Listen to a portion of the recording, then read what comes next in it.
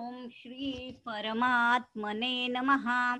अथ दशमोऽध्यायः। श्लोक क्रमांक 20।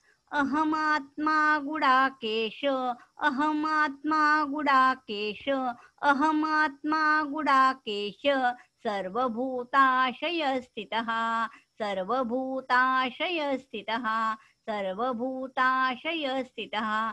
अहमात्मा गुडाकेश, सर्वभूताशयस्थितः, अहमात्मा गुडाकेश, सर्वभूताशयस्थितः, अहमात्मा गुडाकेश, सर्वभूताशयस्थितः, अहमादिश्च मध्यं च, अहमादिश्च मध्यं च, अहमादिश्च मध्यं च, भूतानाम् अन्त एव च, भूतानाम् अन्त एव च, भूतानाम् अन्त एव च।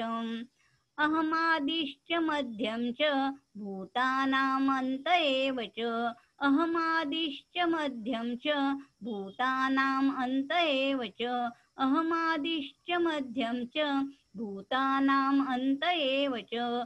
अहमात्मा गुडाकेश, सर्वभूताशयस्थितः, अहमादिश्च मध्यं च, भूतानाम् अन्त एव च, अहमात्मा गुडाकेश, सर्वभूताशयस्थितः, अहमादिश्च मध्यं च, भूतानाम् अन्त एव च, अहमात्मा गुडाकेश, सर्वभूताशयस्थितः, अहमादिश्च मध्यं च, भूतानाम् अन्त एव च। भगवंताचे चिंतन दोन प्रकाराने होत असते. एक, साधक आपले जे इष्ट मानतो त्याच्याशिवाय दुसरे कशाचेही चिंतन नाही. समजा जर झाले तर तो मनाला तेथून परावृत्त करतो व परत आपल्या इष्टदेवांच्या चिंतनात लावतो.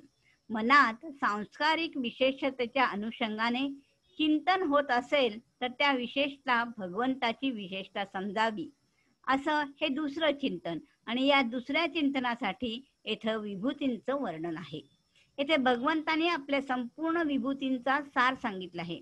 संपूर्ण प्राण्यांच्या आदी मध्य अंती मीच असतो.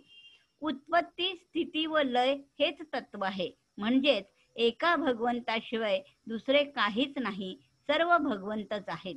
भगवान श्रीकृष्ण समग्र आहेत आणि आत्मा त्यांची विभूती आहे. आत्मा भगवंताची पराप्रकृती व अंतःकरण ही अपरा प्रकृती. अध्याय 7 श्लोक 4 आणि 5. परा व अपरा दोन्ही भगवंतांची अभिन्न आहेत.